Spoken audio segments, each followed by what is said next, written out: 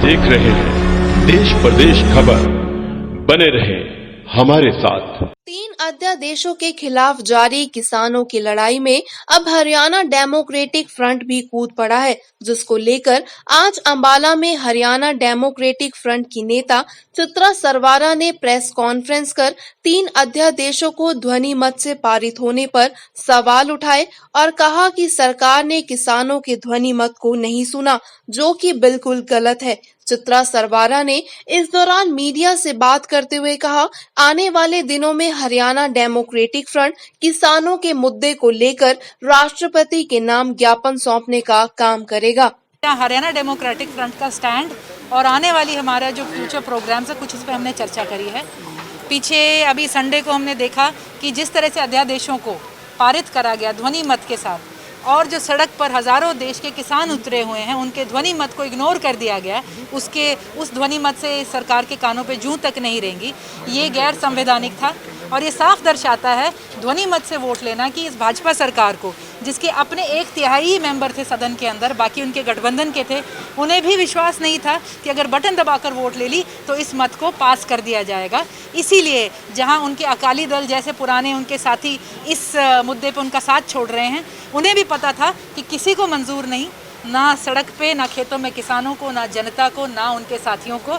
इसीलिए ध्वनि मत से असंवैधानिक रूप से ये मत पास कर दिया गया। हम कहते हैं ये प्रजातंत्र की, लोकतंत्र की, संविधान की हत्या है।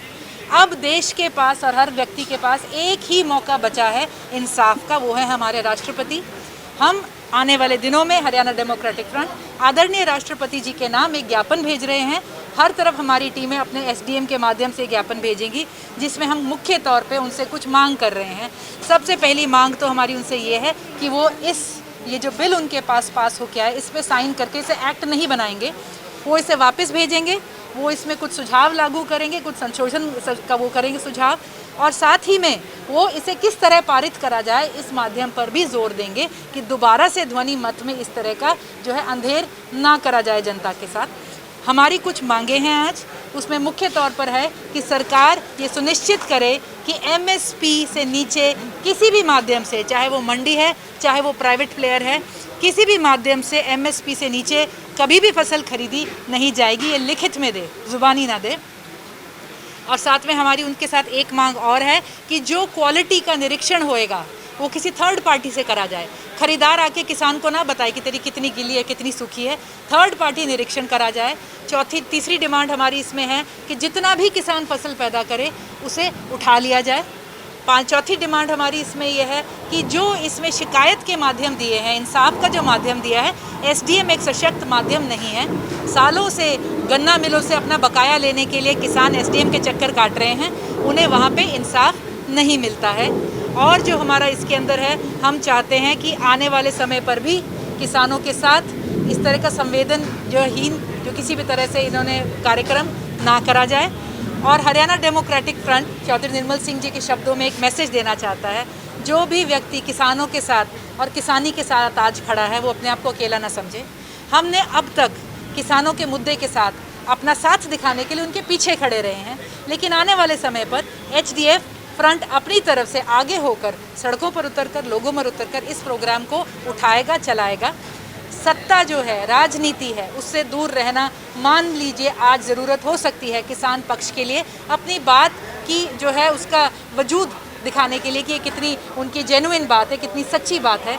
लेकिन ये बदलाव का माध्यम राजनीति ही होता है, और सरकार अगर इस संशोधन को नहीं बदलेगी तो हम सरकार बदलेंगे, और हम इसी की लड़ाई अभी से लड़ेंगे। हरियाणा डेमोक्रेटिक फ्रंट यही मैसेज देगी। एमएसपी को लेकर दुष्यंत चौटाला द्वारा दिलवाए जा रहे भरोसे पर भी चित्रा सरवारा ने सवाल उठाए और कहा, कल ये उप मुख्यमंत्री नहीं रहेंगे, मुख्यमंत्री होंगे तो वे इस शपथ के प्रति बाध्य नहीं होंगे। सरकार को एमएसपी को लेकर कानून बनाना चाहिए। वहीं मुख्यमंत्री द्वारा लाठीचार्ज के मुद्दे पर सीआईए द्वारा बचाव में लाठी चलाने वाले बयान पर भी चित्रा सरवारा ने इस दौरान जवाब दिया और कहा, हमने ऐसी कोई तस्वीरें नहीं देखी जहां किसानों ने पुलिस पर अटैक किया हो, बल्कि किसानों ने पुलिस को पानी जरूर पिलाया, जिसकी उन्होंने तस्वीरें देखी हैं।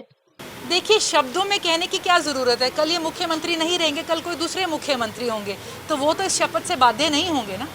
वेरी सिंपल, जब हम इतनी सारी बातें इस बिल के अंदर लिख सकते हैं, तो ये लिखने में सरकार को कोई आपत्ति नहीं होनी चाहिए कि हम ये लॉ बनाएंगे, जो MSP अनाउंस हो जाएगी उसके नीचे खरीद इलीगल है। हमने कोई तस्वीर नहीं देखी जिसमें किसी किसान ने किसी भी पुलिसकर्मी पे किसी तरह का अटैक किया हो। ये तस्वीरें ज़रूर देखी कि वर्दी में गर्मी से परेशान जब पुलिस वाले खड़े थे तो किसानों ने अपनी बोतलों से उन्हें पानी पिलाया। ये जो वहाँ पे है, ये कह रहे हैं CIA ने अटैक कर दिया, कहीं पे गृह मंत्री कह रहे हैं अटैक करने वालों की तो यूनिफॉर्म ही नहीं थी, कोई कह रहा है अटैक हुआ ही नहीं, कोई इनकी टीम का कह रहा है, इन्हीं पार्टी भाजपा पार्टी का कह रहा है कि इस अटैक की जाँच हो। तो ये साफ चल रहा है कि अब ये जो मुद्दा है, ये जो घटना घट गई, इससे अपना पीछा छुड़ाना इनका मुश्किल हो रहा है। अपनी साख बचाने के लिए अब भाजपा और उनके सभी गठबंधन के साथी आज कोई ना कोई उपाय करने में लगे हुए हैं।